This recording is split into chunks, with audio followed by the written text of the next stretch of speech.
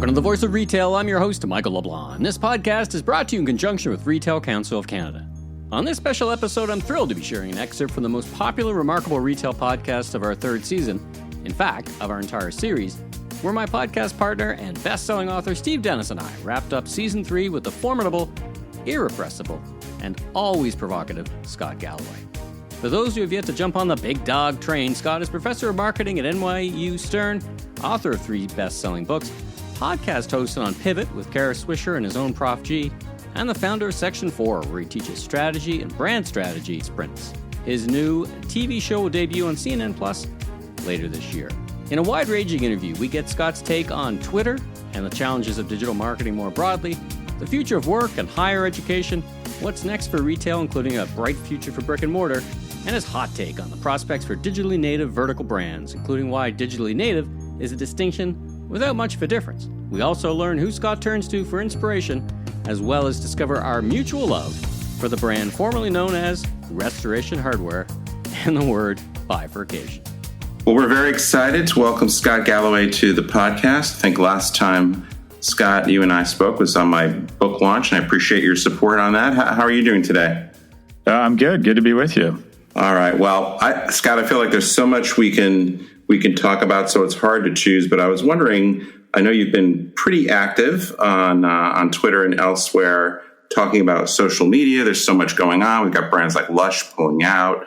We finally got, I guess, Jack Dorsey moving on from Twitter. I'm just kind of curious where you are on how brands should think about leveraging social media, what your view is, what's going on Twitter next. Are you short or long? Just in general, what's your hot take on the exciting world of social media these days? Well, look, if you want sort of outsized returns, typically from a brand or even an individual standpoint, the people who and the organizations that get outsized returns are typically on their marketing or branding efforts or customer acquisition efforts are usually ones that embrace and are really deft with new mediums. So whether it was Trump and Twitter or Elon Musk and Twitter or, Kennedy and television, whatever it might be, Nike and television, Williams-Sonoma catalogs, I would argue that the last kind of 5 or 7 years, if you were going to find a retailer or a smaller kind of consumer aspirational brand that made tremendous progress,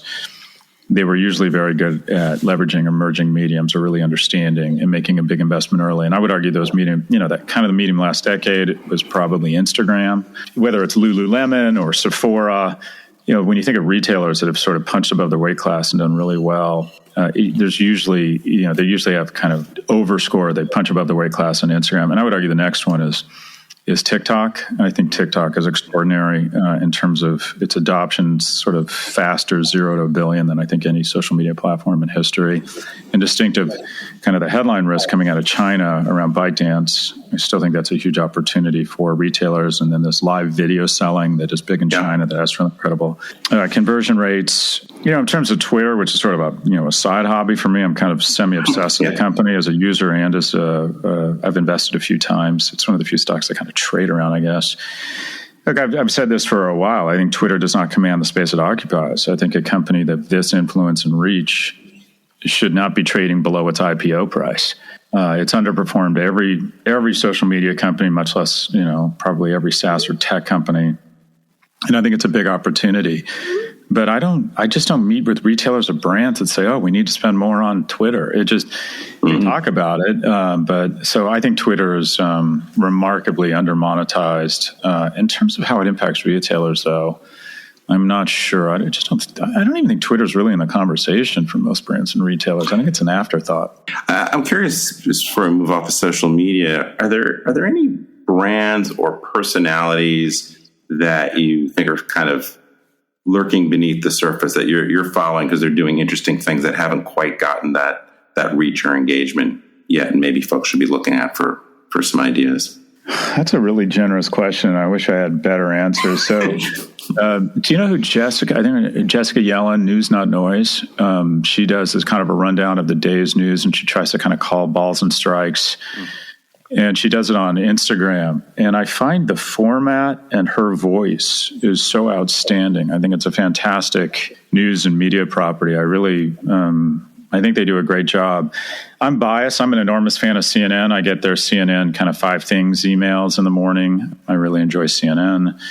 I'm watching less CNBC. I don't know. And then I don't have what I'd call people. A lot of times I kind of come up with a better app. People ask me where I get my ideas or influence. And it's kind of, I get a lot of it from Twitter. I think Twitter does a pretty good job of having stuff bubble up. And I'm also really fortunate. I have a group of kids, or I call them kids, young men and women who forward me notes on almost everything I do with interesting articles and data. But I wouldn't say I have like a secret weapon, like, oh, follow this guy or gal. There's a bunch of people who are really inspiring. I think Ben Thompson at Stratechery does an amazing job, is incredibly prolific around technology. I love Bob Lefsetz. He's actually a music industry guy, but I just find he's such a clear blue flame thinker. I love the way he talks about stuff. But in terms of retail, Steve, I follow some of your stuff. As a professor, I follow out of Carl at McGill up north, who I think you know as well, Stephen. I don't know. It feels like we're kind of, there aren't a ton of thought leaders given what a big industry it is. Put that on the New Year's resolutions. Figure that out. There you go. Get on it. There you go. Scott, we may or may not be at this tail end of the COVID era. It feels like the goalposts keep moving a bit, but we're kind of making progress. We're almost exactly, if not exactly, a year away or a year out from post-corona, from crisis to opportunity, your book. As you reflect on the past year, has it changed or modified, or what you've observed? Do you have anything to add to your early observations? How do you think customers have changed, and how are you continuing to think about that? Well, COVID's sort of enduring feature will be as an accelerant more than a change engine. If you look at the majority of real changes, it's just taken existing trends and accelerated them a decade, or dramatically increased the slope of that trajectory. So I just got off my podcast at Pivot. We were interviewing 2 people about remote work. And I think the office industrial complex will never be the same. I think we've gotten really good at figuring out a way to rent our human capital to organizations remotely. And we start at this notion that, it must be a reduction in productivity. I think when you take the 10 hours a week of commuting that a lot of people endure, and the amount of time you spend getting ready, and the cost to put you in this amalgam of steel, glass, and asbestos known as an office, you just think there's just so much additional resources and productivity that we start from, even if you're less productive, not bumping off of people. So I think there's a permanent destruction. Some things are permanently altered. I think the shift to remote work is a structural shift, not a cyclical one. I think malls, movie theaters were all weakening. There is a consolidation in retail, and that is once the rains return and there's a culling of the herd, there's more foliage for the surviving elephants. And you're seeing a dramatic reshaping of the retail landscape where it's very difficult for even smaller franchisees of big brands to survive. There's consolidation because you got to be able to make the requisite tech investments. You got to make the requisite changes in format and supply chain. I'm on the board of Panera, and it just strikes me how much where our focus has been is, all right, you think of a traditional cafe, but how do we figure out a way to configure it such that it's easy to pick up and never get out of your car, or come into the buy online, pick up in store, or smaller footprint, or temporary stores in high density areas. It's just all around supply chain and reconfiguration of the supply chain and technology. Over 50% of our orders now are digital. And when you think about it, the majority of restaurants just can't make those sorts of investments. They just don't have the skills, they don't have the capital. So I think you're going to see, and it's not a good thing. I think you're going to see further consolidation, but retail the last 20 years has, generally speaking, been just a really shitty place to work or invest unless you work for Amazon. And we have these well-publicized examples of the few winners, whether it's Restoration Hardware or Lululemon. But generally speaking, if you took Amazon out of every ETF that tracks retail stocks, it's just been a terrible place to work or invest, because we have one retailer that's now worth more than probably all of, the majority of retail in Europe combined, and that's the behemoth out of Seattle. So I wonder, though, if there's an opportunity coming out of this. I'm just trying to relate it to retail, and that is, I was on the board of Urban Outfitters. Now I'm on the board, as I mentioned, of Panera. I think a lot about retail. I've kind of cursed to it. I enjoy it. I think it's a tremendous opportunity to open stores, because for the first time in probably 3 decades, power or leverage has swung back from the landlord to the tenant. Mm-hmm. And for the first time I'm seeing, first time in my career in retail, I'm seeing percentage of revenue deals from tier A tenants. So who never would have previously even considered that type of arrangement. And the thing about retail that's so dangerous as it relates to leases is that if you screw up and you pick the wrong location, it's a 10-year weeping sore of cash. And because landlords had so much leverage, like, no, you got to sign up for 10 years. You got to enter into a contract that says you'll pay us this much every month for 10 years. And then you find it doesn't work after 3 months. You're like, okay, we've got 9 3/4 years of this liability. Right. And so percentage of revenue is this huge swing back and leverage to the tenant. So what I see is I see opportunity in bricks. I mean, you have to be multi-channel. It's difficult to get above a certain revenue level without offering access to multiple channels. But in terms of return on investment, return on invested capital, Google and Facebook have such extraordinary control over the digital ecosystem that they've slowly but surely raised rents. I mean, let's talk about Amazon. In 2014, the percentage of revenue that they secured from their retailers on their third-party platform was 19%. So to pay for their fulfillment, to pay for the Amazon Media Group, you had to pay Amazon about 19% of 19 cents on every dollar you got on their platform. It's now 34%. So the consolidation across digital marketing and Amazon in terms of e-commerce has just meant those three players every year have raised their rents. And so I think what you might have is when you have a decline in the rental power or the rents of bricks and mortar and an increase in the rents on digital, all of a sudden bricks and mortar begin to look economically viable again or economically attractive. So I would argue that if you're in a position to play offense, your return on the invested dollar right now is actually maybe greater in opening bricks. It's probably one of the ironies of the COVID era is there's a lot of movement and opportunity in physical retail where your neighborhood, Soho, for example, has got lots of space where that used to be such a premium, unattainable for lot of brands. Everything's empty. It's, one of my dreams, Scott, is to have you and Mark Andreessen in like a cage match, where you...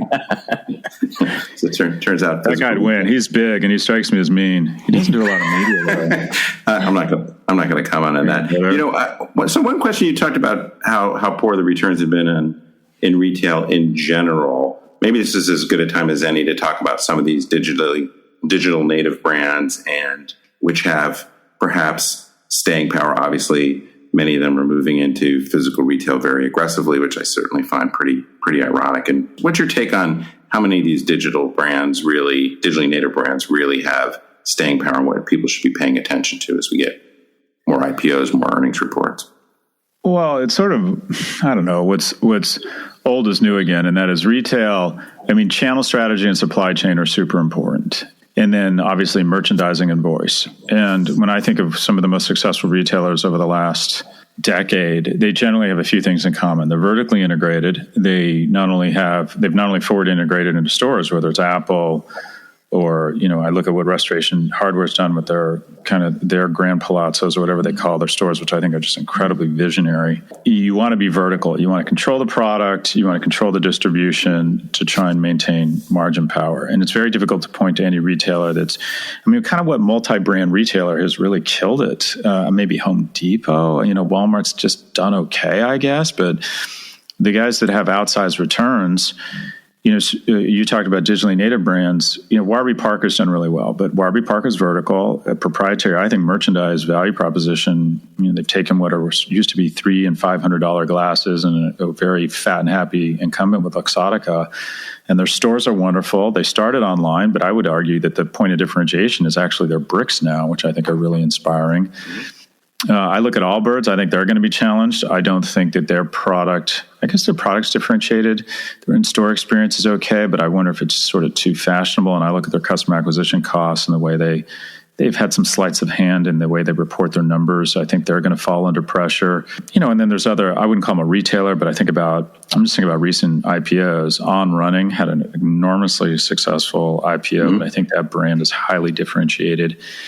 When you talk about to say that you're kind of digitally native, it's like saying you're electricity native, and that is okay. it's everybody's digital now. Williams Sonoma does a great job online. Right. And their background is in database-driven kind of catalogs and merchandising, so they're just very good at it. To be successful, are you great at digital or great at bricks? And the answer is yes, right? There's just going to be very few retailers that ever get above a certain watermark in terms of revenues and or margins, unless they do a really good job of all of them. I look at Nike. I've consulted to Nike and Samsung for the last decade. And I said the same thing to them every year. You got to go vertical. You got to have a greater percentage of your sales controlled in a brand aspirational environment. Nike listened, Samsung did not.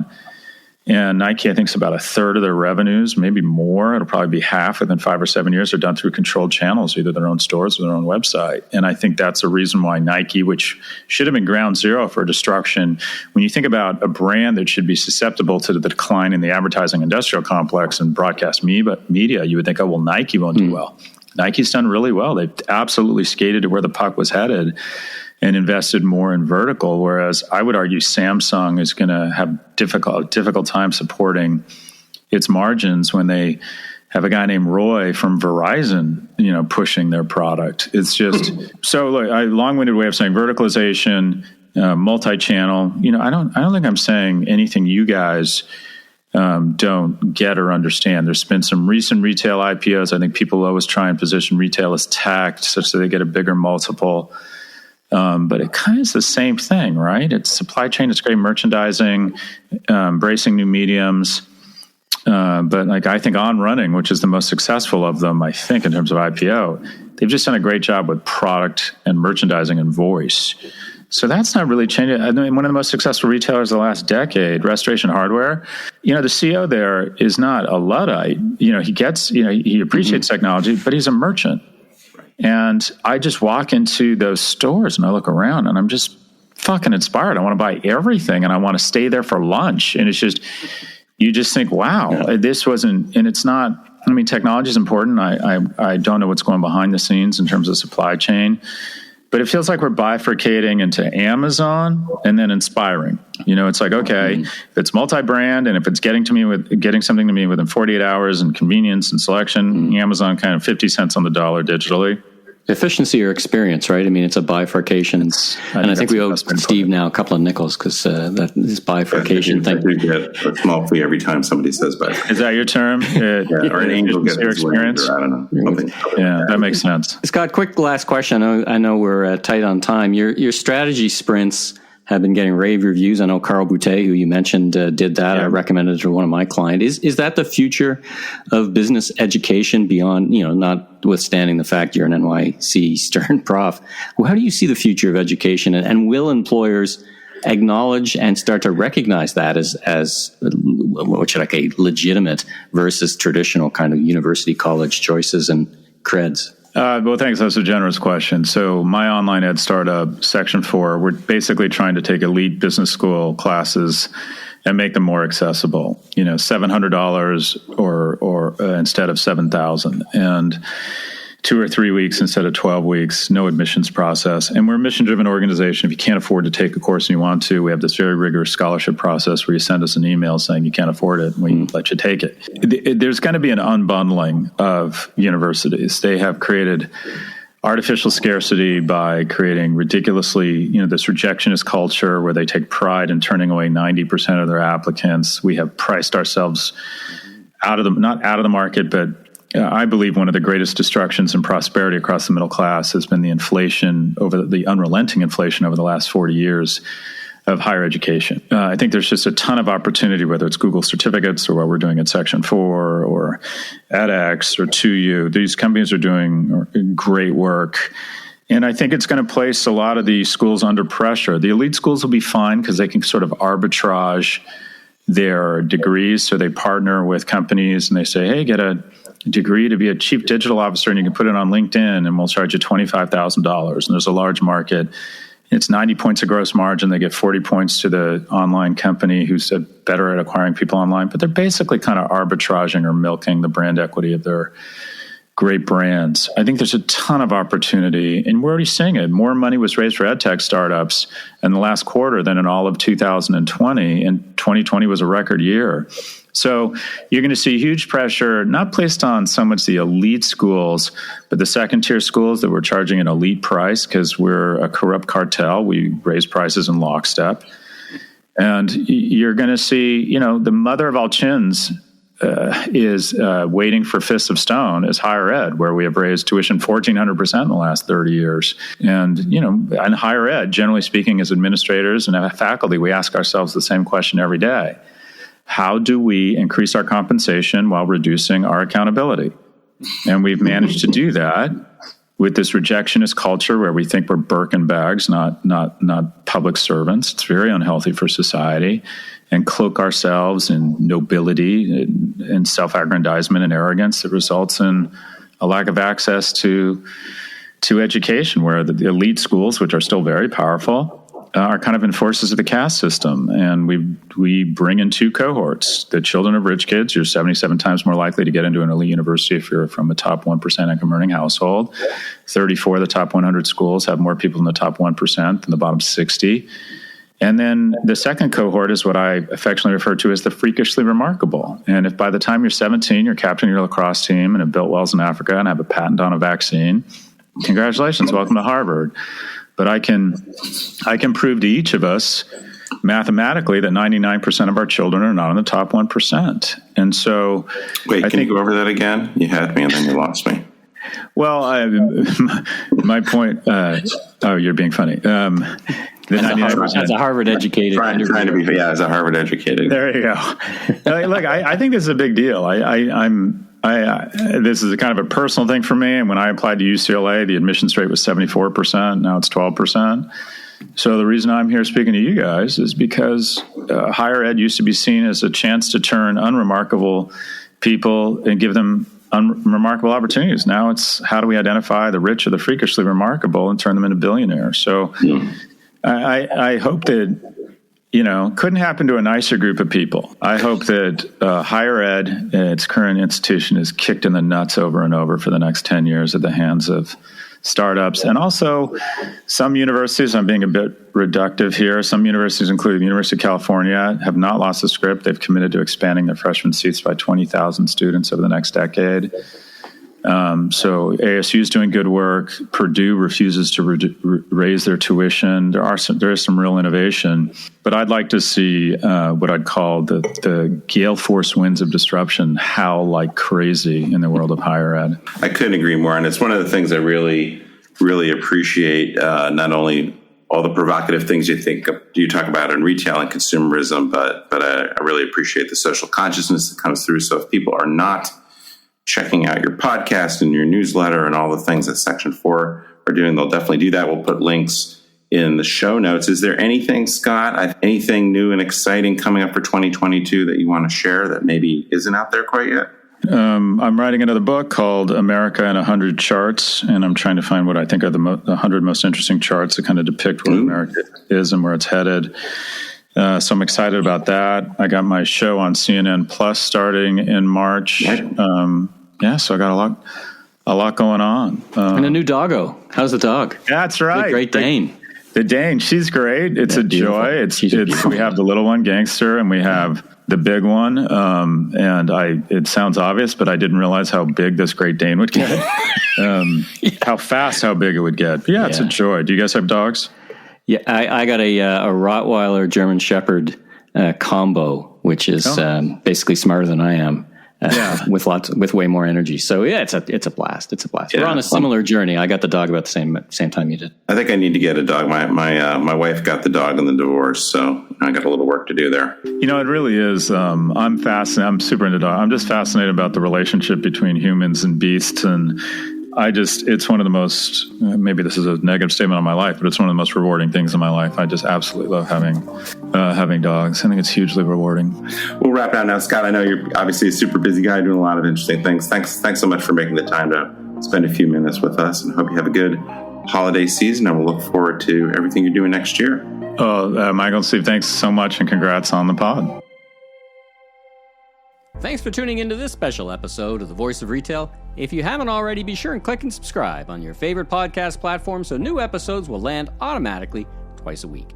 And check out my other retail industry media properties, the Remarkable Retail Podcast, Conversations with Commerce Next podcast, and the Food Professor podcast with Dr. Sylvain Charlebois. Last but not least, if you're into barbecue, check out my all-new YouTube barbecue show, Last Request Barbecue, with new episodes each and every week. I'm your host, Michael LeBlanc, president of M.B.A. LeBlanc Company and Maven Media. And if you're looking for more content or want to chat, follow me on LinkedIn or visit my website at meleblanc.co. Have a safe week, everyone.